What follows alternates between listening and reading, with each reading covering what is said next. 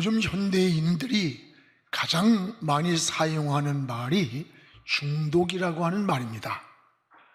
도박, 알코올, 마약 또는 게임, 성 중독을 5대 중독이라고 합니다.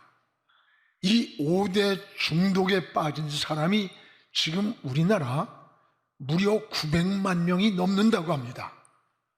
중독에 빠지면 자신을 제어하는 장치가 작동하지를 않고 인생의 목적도 방향도 잃어버리고 살아가게 됩니다.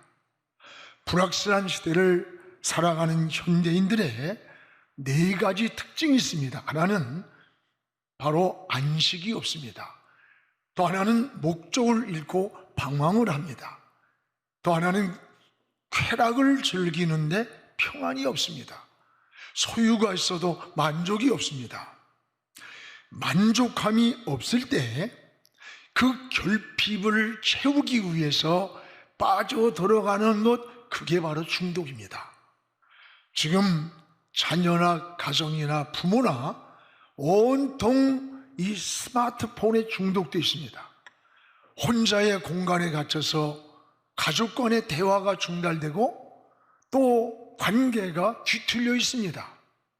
청소년들은 게임의 중독에 빠져 있고 또 엄마들은 쇼핑에 중독돼 있고 또 아빠들은 스트레스를 받았다고 마약에 알코올의 중독에 빠지고 어떤 일은 마약에 도박에 또 어떤 일은 성의 중독에 빠져 있다는 거예요. 여러분은 지금 나는 어떤 중독에 빠져 있는가 한번 생각해 보시기 바랍니다. 하나님이 계셔야 할 것이 우리 마음에 있어요. 하나님이 계셔야 할 자리에 육의 것으로 자꾸 채우려고 하다 보니까 오히려 육신의 문제가 생기고 가정의 문제가 생기고 인생의 문제가 생기고 영적인 문제가 끊임없이 생기는 겁니다. 여러분, 성경은 우리 근본적인 인간이 하나님을 떠났기 때문에 이런 문제가 생긴다고 말씀합니다. 하나님을 떠난 인간은 마치 어린아이가 부모를 잃은 것처럼 늘 삶에 만족이 없는 거예요. 불안한 거예요. 이유도 없이. 그래서 무엇인가 대상도 없으면서 붙잡혀서 안식을 얻어보려고 방황을 하고 있는 겁니다. 오늘 말씀에는 여러 종류의 사람들이 무엇인가에 붙잡혀 살아가는 그 삶의 목적을 잃어버리고 살아가는 그런 모습이 잘 나와 있습니다. 어느 날 바울과 실라가 기도한 저소로 가는 도중에 이 귀신에게 사로잡힌 한 여자를 만났습니다. 이 여자 속에 귀신이 들어가서 과거를 알아맞히면서 미래의 운명을 조물치는 겁니다. 여러분, 속지 마십시오. 우리의 미래는 우리도 모르고 하나님만 아시는 겁니다. 그래서 그리스도인들이 장난으로라도 운세를 보고 토종비결을 보고 운명철학은 점쟁이를 찾아다니는 것은 굉장히 어리석은 것이고 위험한 것이고 또 귀신에게 속는 일이라는 것을 꼭 기억해야 돼요. 오늘 바울과 실라가 귀신에게 들린 이 여인을 예수의 이름으로 쫓아냈어요. 이 여자가 제정신이 들어왔습니다. 점괘가 나오질 않습니다. 귀신 들린 여자를 데리고 돈벌이 하던 이 주인이 돈벌이가 되지 않자 바울과 실라를 모함을 해서 감옥에 가뒀습니다. 선한 일을 하고 감옥에 갇혔지만 바울과 실라는 원망하지 않았어요. 그 속에서도 찬송을 부르고 기도를 드렸습니다. 바로 이게 예수께 붙잡힌 자의 모습이에요. 이게 예수께 붙잡힌 자의 삶이에요. 그 찬송과 기도하던 그 밤에 옥토가 움직이고 쇠사슬이 풀리고 옥문이 열렸습니다. 그때의 간수가 열린 문을 보고 놀래가지고, 야, 내가 책임을 다하지 못해 그 책임감 때문에 자살을 하려고 하는 거예요. 여러분, 자살은 어떤 이유든지 합리화돼서는 안 됩니다. 자살은 자기 혼자만의 고통을 벗어버린다고 생각할지 모르지만 그 남은 가족과 남은 자의 고통은 평생 얼마나 많은가를 생각해야 되는 거예요. 그때에 바울이 뭐래요? 죽지 마라. 우리가 도망가지 않고 다 여기 있다. 너무나도 신기했고 너무 고마웠을 겁니다. 그때에 이 간수가 선생들아, 나도 어떻게 당신들처럼 구원을 받을 수가 있습니까? 라고 물을 때 여러분, 사도행전 16장 31절 주 예수를 믿으라. 그리하면 너와 내 집이 구원을 받으리라. 그래서 이를 통해서 여러분, 이방인의 구원의 역사가 간수를 통해서 일어나기 시작하는 거예요. 이게 하나님의 섭리인 겁니다. 오늘 우리는 이 말씀 속에서 여러 종류의 사람, 이 사람들이 무엇인가에 붙잡혀서 살아가고 있다는 모습을 볼 수가 있어요. 그 하나는 귀신에게 붙잡힌 자의 모습입니다. 인생의 가치를 상실한 자예요. 오늘 16절을 우리 같이 한번 읽어보겠습니다. 우리가 기도하는 곳에 가다가 점치는 귀신 들린 여종 하나를 만나니 점으로 그 주인에게 큰 이익을 주는 자라. 하나님께 붙잡혀 살아야 할 그런 인생이 귀신에게 붙잡혀서 삶의 가치를 상실하고 제멋대로 살아가는 모습을 보게 됩니다. 귀신이 이끄는 대로 사는 거예요. 왜? 제정신이 아니기 때문에. 여러분, 자신도 모르게 그 귀신이 속에서 이끄는 대로 끌려가는 거예요. 이것이 내 인생을 파멸시키는 불인지 물인지 분별 없이 뛰어드는 거예요. 왜 그렇습니까? 귀신이 그 속에서 이끌고 가기 때문에. 여러분, 누가복음 8장 27절에 보면 이 귀신 들린 자의 모습이 세 가지가 나와요. 옷을 입지 않고 집을 떠나고 무덤가에 초소를 정한 것은 바로 귀신의 속성이 이런 거라는 것을 우리가 깨달아야 돼요. 이런 중독에 빠지면 인생의 목적도 방향도 잃어버리고 살아가는 거예요. 지금 우리는 정신을 차리고 목적이 분명한 삶을 살기를 기도해야 됩니다. 그러면 귀신에게 붙잡힌 자가 어떻게 제정신을 찾았는가? 어떻게 찾았는가? 오늘 18절에 나옵니다. 같이 읽겠습니다.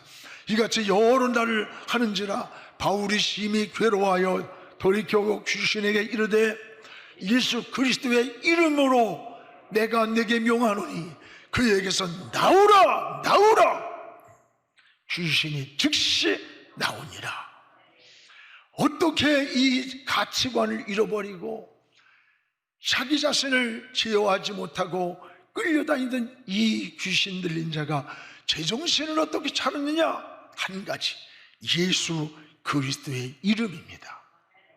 여러분, 바울과 실라가 예수의 이름으로 나가라고 명령할 때 귀신이 즉시 나갔습니다. 그때부터 제정신이 돌아왔습니다. 인간의 가치를 회복했습니다. 여러분, 우리의 해답이, 우리의 능력이 뭘까요? 예수 그리스도의 이름입니다. 예수 그리스도의 이름이 바로 능력입니다. 예수의 이름 속에 권세가 있습니다. 여러분, 예수의 이름이 구원입니다. 예수의 이름이 인생의 해답입니다. 예수 이름이 평안입니다. 예수 이름 속에 소망이 있고 꿈이 있고 회복의 역사가 있는 거예요. 더 나아가 귀신은 예수님의 이름만 무서워하지 목사를 무서워하는 거 아니에요. 여러분 무서워하는 거 아니에요. 여러분 속에 계시는 예수의 이름을 무서워하는 거예요. 여러분은 지금 무엇에 붙잡혀서 인생을 살아갑니까? 오늘 예수에게 붙잡히시기 바랍니다. 예수에게 붙잡히면 삽니다. 제정신이 돌아옵니다. 여러분, 예수님만 계시면 되는 거예요. 예수의 이름으로 귀신 들린 자가 제정신을 회복한 것처럼 우린 예수께 붙잡혀 살기를 기도해야 돼요. 예수님만 바라보시기 바랍니다. 예수님 한 분만 계시면 됩니다. 예수님을 의지하시기 바랍니다. 오늘 예수님께 인생을 맡기시기를 주의 이름으로 축복을 합니다. 또 하나, 오늘 19절에 보면 돈에만 붙잡힌 한 인생의 모습을 보게 됩니다. 19절을 우리 같이 한번 보겠습니다. 같이 읽겠습니다. 여중의 주인들은 자기 수익의 소망이 끊어진 것을 보고 바울과 실라를 붙잡아 장터로 관리인들에게 끌어갔더라. 물질이라고 하는 것은 악한 것도 아니고 선한 것도 아니에요. 오늘 귀신 들린 이 여인을 통해 돈벌이 하던 이 주인의 모습을 보여주는 거예요. 여러분, 내가 데려있던 그 여종이 귀신에게 불려서 가치를 잃어버리고 인생을 살아왔는데 그 귀신이 떠나가서 제정신이 돌아와 온전한 사람이 됐으면 기뻐해야 되는 게 인간의 본연이에요. 행복하고 같이 즐겁고 축하해줘야 되는 거 아니에요? 그게 아닙니다. 오늘 내 주인은 돈벌이 안 된다는 것 때문에 오히려 분노하면서 귀신을 쫓아든 바울과 실라를 음모해서 감옥에 가둔 거예요. 오늘날 우리 사회에 만연된 물질 만능주의의 모습이 이런 거 아닙니까? 어떻게 그 물질을 내가 소유했느냐, 정당하게 내가 어떻게 그 물질을 가치 있게 사용하느냐에 따라서 그것이 선이 될 수도 있고 악이 될 수도 있는 거예요. 여러분, 돈의 노예가 되면 양심과 인격의 제어장치가 작동을 하잖아요. 움직이질 않는 거예요. 그래서 돈 중에 가장 무서운 독이 뭔 줄 알아요? 돈독이에요. 돈독이 오르면 배는 게 없답니다. 아내도 죽이고 남편도 죽이고 형제도 죽이고 돈독에 몰리면 다 죽는 거예요.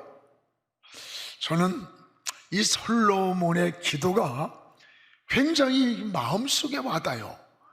솔로몬이 부를 누린 후에 깨닫고 고백하는 거예요. 여러분, 잠언 30장 8절에서 우리 9절 같이 한번 읽어봅시다. 곧 헛된 것과 거짓말을 내게서 멀리 하옵시며 나를 가난하게도 마옵시고 부하게도 마옵시고 오직 필요한 양식으로 나를 먹이시옵소서.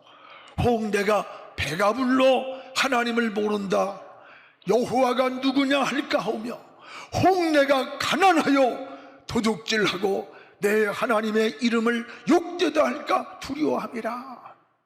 평생에 두 가지를 기도하는데 그 중에 하나가 하나님, 나를 너무 부하여 그 소유 때문에 하나님 모른다 할까 두렵고 내가 너무 가난해서 남의 것을 탐내며 하나님의 영광을 가릴까 두렵사오니 하나님 내게 필요한 양식을 주옵소서. 이건 뭐예요? 이 기도 속에는 내 인격, 내 신앙, 내가 가지고 소유를 감당할 만한 그런 만큼 이게 축복이라는 거예요. 그렇습니다. 여러분, 어떤 이는 가난할 때 예수 잘 믿었어요. 풍요하니까 세상 풍요에 밀려서 건드를거리면서 신앙이 형식이 됐어. 차라리 물질이 없었으면 겸손하고 하나님 의지하며 살았을 텐데, 병들었을 때는 그렇게 하나님 사랑한다고 달려나와 울며 기도하던 자가 건강하고 나니까 그 육체 가지고 죄악의 소유가 되고 도구가 되는 거예요. 차라리 높은 자리가 아니었더라면 인생은 망치지 않았을 텐데, 오늘 사랑하는 여러분, 그 소유가 감당할 그릇이 안 된다면 그건 축복이 아니라는 것을 알아야 돼요. 그러면 우리는 무엇에 붙잡혀서 인생을 살아야 되느냐? 무엇에 붙잡혀서? 여러분 따라합시다. 오직 예수께 붙잡히자. 오직 예수께 붙잡힌 바울과 실라를 보십시오. 여기에 25절을 우리가 한번 읽어보겠습니다. 한밤중에 바울과 실라가 기도하고 하나님을 찬송하며 죄수들이 듣더라. 여러분, 오늘 여기에 삶의 우선순위가 예수께 붙잡힌 자는 하나님께 있음을 보게 됩니다. 예수께 붙잡힌 자는 사는 방법이 달라요. 방법이. 어느 환경에 있든지 찬송과 기도가 우선이 되었습니다. 도저히 감사할 수 없는 그 환경에서 감사를 합니다. 쇠사슬에 묶여서 굶주린 그 밤, 지친 그 밤에도 찬송하고 기도를 했습니다. 하나님께 붙잡힌 자의 모습이에요. 오늘 여러분도 바울과 실라처럼 찬송이 나올 만한 그런 기분이 아닐 수 있습니다. 여러분, 기도가 나올 만큼 좋은 환경이 아닐 수 있습니다. 그러나 억지로라도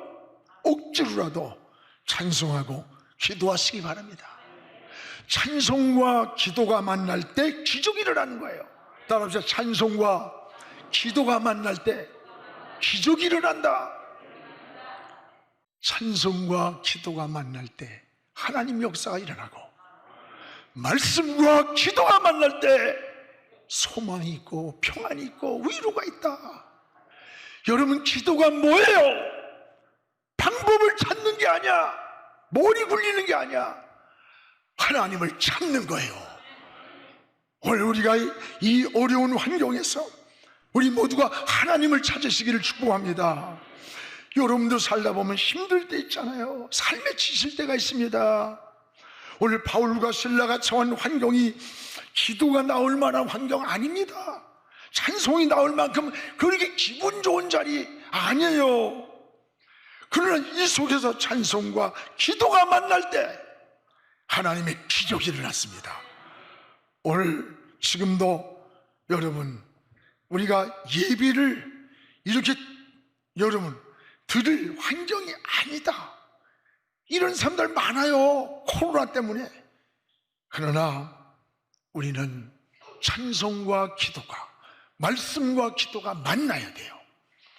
이게 예수께 붙잡힌 자의 삶인 줄로 믿습니다. 예수께 붙잡히면 삽니다. 일어납니다. 지난주 기독교 연합신문에 우리 송내과 원장인 송태호 안주 집사님의 그 칼럼이 있었습니다. 거기 보면 원격 진료나 원격 예배는 방법이 아니다라는 거예요. 여러분, 아무리 어쩔 수 없는 상황이면 몰라도 그게 아니다면 의사가 환자를 진단할 때는 그의 얼굴뿐만 아니라 그가 들어와서 의사 앞에 앉는 자세부터 몸짓부터 모두가 진료하는 데 자료가 된다는 거예요. 예배도 마찬가지예요. 어쩔 수 없는 이 극한 상황에서 온라인 예배를 드리는 것이지 이것은 방법이 아닌 거예요. 그러면서 이런 고백을 했어요. 온라인 예배를 드렸지만 예배에 대한 갈급함이 너무 심해졌다는 고백이에요. 예배를 마음껏 나와 드릴 수 있다는 것이 얼마나 행복한가를 내가 다시 느꼈다. 많은 독자들이 전화가 왔어요. 은혜를 받았다고. 그렇습니다. 여러분, 하나님 앞에 나와서 우리는 예배를 회복해야 합니다. 기도를 회복해야 합니다. 믿음을 회복해야 됩니다. 은혜를 회복하고 찬송을 회복하시기를 주의 이름으로 축원합니다. 이것만이 승리하는 비결임을 잊지 않기를 바라요. 우린 코로나로 전반기 시간을 다 뺏겼어요. 앞으로도 언제 끝날지 끝이 보이지 않습니다. 온라인으로 예배를 드리며 끝날 때를 기다린다고들 그래요. 아닙니다. 지금 기다리고 있는 그 시간에 영적인 무서운 침체에 빠져들 뿐 아니라 거룩한 믿음의 습관은 걷잡을 수 없이 지금 물어붙이고 있다는 것을 영적으로 깨닫기를 바랍니다. 물론 건강이 약한 분들, 연세가 있는 분들은요 당연히 그렇게 하셔야 돼요. 그러나 건강한 사람, 여러분 오래 믿은 사람도 이 공예배가 무너지고 거룩한 습관이 무너지고 영적인 무질서가 생기면요 우리도 보이지 않는 무서운 마귀가 거침없이 여러분 영적 세계에, 가정의 삶에 어둠을 깔고 들어오는 거예요. 문제를 안고 들어오는 거예요. 우리를 변명하게 만들고 합리화시키게 만들고 미끄러지게 만들고 교회에 오려고 하면 자꾸 이상한 일이 생기게 만드는 겁니다. 마귀에게 속지 않기 바랍니다. 굉장히 무서운 거예요. 영적으로 일어나야 삽니다. 나는 앞으로 알곡인가 쭉정인가, 이제는 한국교회도 우리 신앙도 갈라집니다. 가을은 무성한 때가 아니에요. 겨울을 위해서 여러분 곡식을 준비하는 때처럼 오늘 이 시대는 어쩌면은 다가올 인생의 시대의 겨울을 위해서 말씀을 준비하고 기도를 준비하고 은혜를 준비하고 충성을 준비하면서 살아가는 시대가 지금이 아닌가, 이런 생각을 해봅니다. 사랑하는 여러분, 오늘 건강해서 예배드리고 기도할 수 있다는 것이 얼마나 감사한가를 깨달아야 돼요. 기도는 시간과 공간을 초월해 역사하는 거예요. 오늘 기도하던 시간에 일어난 여러분 기적을 보십시오. 우리 26절을 같이 읽겠습니다. 이에 갑자기 큰 지진이 나서 옥토가 움직이고 문이 다 열리고 제 모든 사람의 매인 것이 벗어진지라. 오늘 기도할 수 없는 환경, 찬송이 나올 만한 기분 좋은 자리가 아니었지만 거기에서 찬송하고 기도가 만날 때 기적이 세 가지 일어났습니다.